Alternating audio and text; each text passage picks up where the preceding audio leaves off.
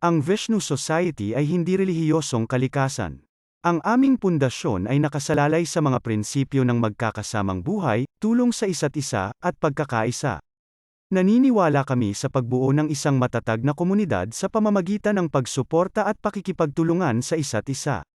Kasama sa aming mga pangunahing halaga ang pagsusumikap para sa pagkakaisa at kagalingan para sa lahat ng miyembro, anuman ang kanilang pinagmulan o paniniwala. Hindi ito tungkol sa mga dogma o doktrina ngunit tungkol sa paglikha ng isang positibong kapaligiran kung saan ang lahat ay maaaring umunlad at umunlad.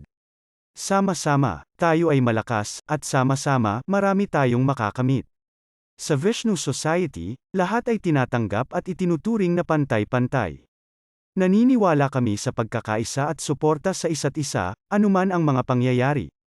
Hinihikayat ang mga miyembro na suportahan ang isa't isa, kapwa sa magandang panahon at sa mahihirap na panahon. Ang suportang ito sa isa't isa ay bumubuo sa lakas ng ating komunidad at nagpapatibay sa ugnayan sa pagitan ng ating mga miyembro. Maging ito ay masasayang sandali o hamon, sa Vishnu Society, ang mga miyembro ay maaaring umasa sa isa't isa para sa suporta at pagkakaisa.